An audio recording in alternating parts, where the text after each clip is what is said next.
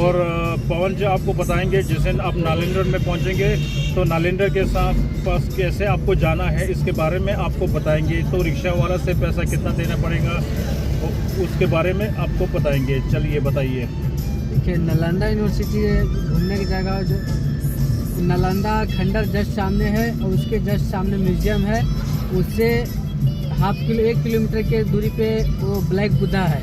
अगर वो जाने का है तो फिर रिक्शा वाला तो बोलेगा 200 रुपया 300 रुपया, लेकिन उतना ज़्यादा नहीं देना है। पूरा घुमा कर छोड़ेगा, उसके बाद 150 रुपये देना है। नहीं तो सिर्फ ब्लैक बुद्धा जाएगा तो 100 रुपये ही देना है।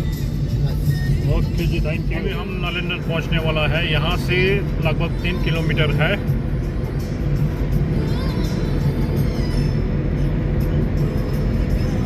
अब यहाँ से हमको जाने पड़ेगा लेफ्ट साइड से।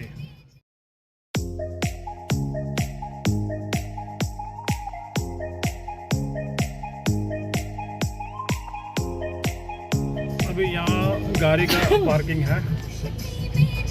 अब यहाँ से हम रिक्शे से बात करके रिक्शा वाला ले जाएंगे। इस समय काफ़ी गर्मी है, काफ़ी गर्मी है, छाया पे रख दीजिए। पहुँच गया?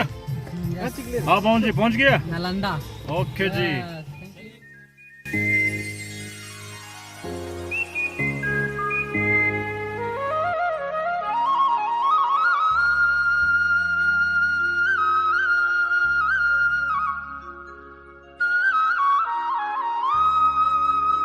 हेलो, नमस्कार, नमस्ते।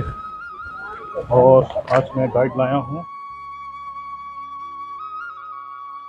ये जो था ना, मिट्टी का पहाड़ था ना, इस टीले का खुदाई जो है आर्कियोलॉजिकल सर्वे ऑफ इंडिया जो है ना 1974 से 1982 में करवाया है। अभी मंदिर सर मीनार की तरह बनता है ना, उस समय मंदिर ना गुफाओं में बनता था। ये जो गुफा आप देख रहे हैं ना, भगवान बुद्ध का मंदिर होता था।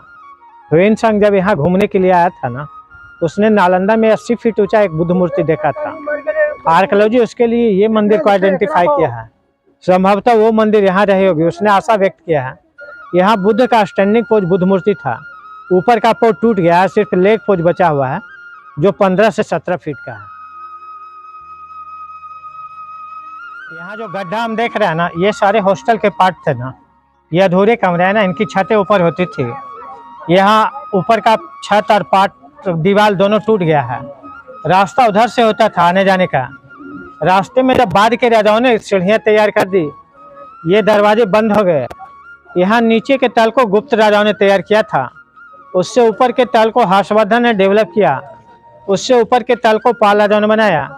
यानी 413 AD में जो कंस्ट्रक्शन बने, 1100 ईस्वी आते आते विश्वविद्यालय बहुमंजिला इमारत तैयार हो चुका था ह्वेनसांग की डायरी के अनुसार। लेकिन खुदाई के बाद यहाँ सिर्फ 1.5 फ्लोर के रिमेन्स देखने को मिलता है। बाकी ऊपर के सारे मंजिल के अवशेष टूट गए।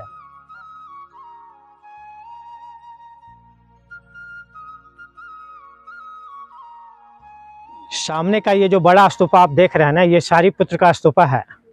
आज से 2600 साल पहले भगवान बुद्ध के ने 2 शिष्यों को स्पीच दिया था, एक सारिपुत्र और दूसरा महामोगलायन।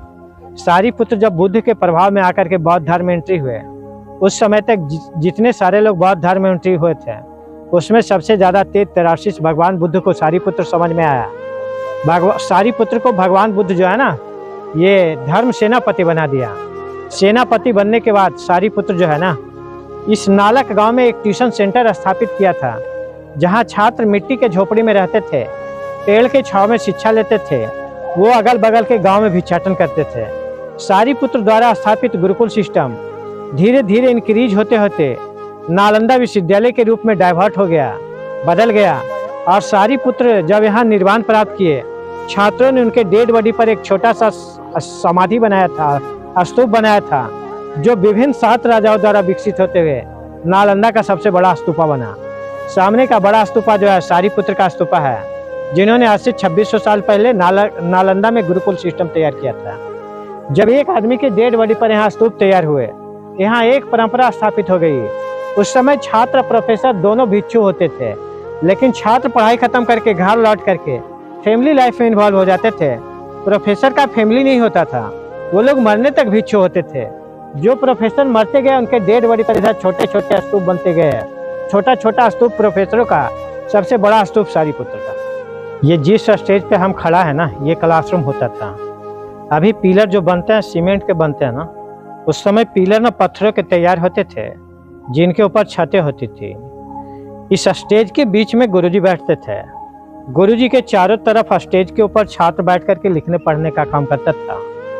गुरुकुल सिस्टम में इस तरह का मिट्टी का चबूतरा जो पहले पेड़ के छांव में तैयार होता था, वहाँ ना बारिश में पढ़ाई बाधित हो जाती थी। बाद के राजाओं ने जब पिलर के ऊपर यहाँ छत तैयार कर दिया, यहाँ बारिश में भी पढ़ाई सुचारू रूप से चलती थी। तो ये क्लासरूम होता था। उसका एक कमरा होता था ना, जिनकी छतें टूट गई है। कमरे में दीवार जोड़ने के लिए जो मसाले का उपयोग होता था, चूना, सुर्खी, बालू, गन्ना जूस, बेल जूस, उड़द दाल, ऐसे हर्बल पेस्ट में दीवारें तैयार की मोटाई जो है ना, यहाँ 6 फीट मोटे दीवार है, जो कमरे को न गर्मी में गर्म होने देता था, न ठंड में ठंडा। यानी कमरा हर मौसम में एयर कंडीशन का काम करता था। ये जो पोस्ट है ना, लैंप पोस्ट है, लैंप जलता था ना कैस्टर ऑयल में, अलसी तेल में। और दरवाजे के पास भी 2 शेल्फ है। ये शेल्फ जो है ना, कोई भी सामान रखने का। इधर लकड़ी का दरवाजा होता था ना, ये डोर स्टॉपर, दरवाजा लॉक होने। जो कमरे हमने देखे हैं ना, सारे कमरे की छतें टूट चुकी है। यहाँ जो 2 कमरा हम देखेंगे ना, उनमें 1600 साल पुराने छत बचे हुए हैं। खुदाई के समय इन दोनों कमरे से जले हुए चावल मिले हैं, जो अभी म्यूजियम के अंदर रखे गए हैं, जिससे ये पता चलता है कि ये दोनों कमरा अनाज गोदाम के रूप में उपयोग होता था। नालंदा विश्वविद्यालय चूंकि बौद्ध धर्म के प्रचार प्रसार का केंद्र था, इसलिए हर हॉस्टल में एक बुद्ध मंदिर होता था। ये जो सामने कमरा आप देख रहे हैं ना, भगवान बुद्ध का मूर्ति होता था इस वेदी के ऊपर। यहाँ जो पत्थर लगा हुआ है, ये पत्थर माइका पत्थर है। इस पत्थर पर कॉपर का प्लेट लगा करके सनलाइट और मूनलाइट को रिफ्लेक्ट करा करके बुद्ध के चेहरे को रोशनी कर दिया जाता था। सोचिए कि जिस समय अमेरिका, यूरोप के लोग जंगलों में रहते थे, शिकारी जीवन जीते थे, उस समय नालंदा विश्वविद्यालय के लोगों को प्रकाश परावर्तन क्रिया मालूम होती थी।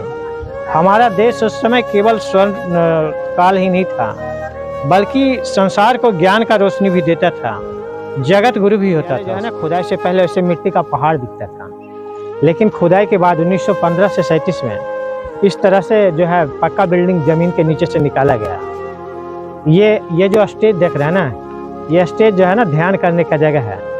छात्र यहाँ बैठ करके ध्यान साधना करता था, हाँ। और जो है यहाँ पढ़ाई भी होती थी।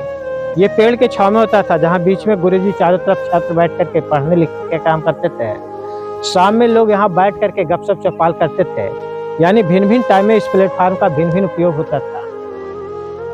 आते जाते यहाँ प्रे करते थे, बुद्धम शरणम गच्छामि, धर्मम शरणम गच्छामि, संगम शरणम गच्छामि। तभी अपने दिन की शुरुआत करते थे। यहाँ ना लकड़ी का दरवाजा होता था। ये जो ईंटें पिघल रही है, काली हो रही है, इस बात का संकेत है कि बख्तियार खिलजी ने यहाँ आग लगाया था। कुछ मिनहाज का बुक तबक़त नासरी लिखता है कि वो आग यहाँ 6 महीने तक जलता रहा था।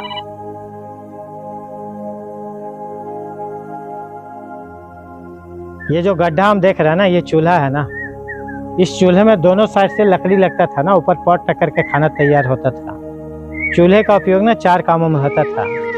एक खाना बनाने में, दूसरा मेडिकल साइंस में काढ़ा सिरप बनाने में, तीसरा धातु गलाने में, चौथा प्रयोगशाला में। ये 4 कामों में चूल्हे का उपयोग होता था। ये जो चारों तरफ हम कमरे देख रहे हैं, ये सब हॉस्टल के पास। इस तरह से यहाँ 11 हॉस्टल मिले हैं। इसमें 8 हॉस्टल क्लासरूम से जुड़े हुए हैं, जबकि 3 हॉस्टल ना किचन से जुड़े हुए हैं। तो खाना खाने के टाइम में छात्रों को किचन वाला ब्लॉक में आना होता था, जबकि पढ़ाई उस समय ना पेड़ के छांव के में होती थी। ज़्यादातर क्लासरूम ना पेड़ के छांव में बनते थे।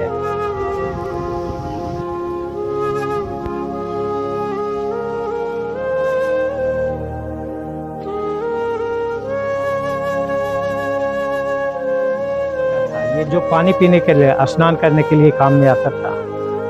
यहाँ पर जितने भी हॉस्टल मिले हैं ना, सबके हॉस्टल में एक एक कुआं मिलता है।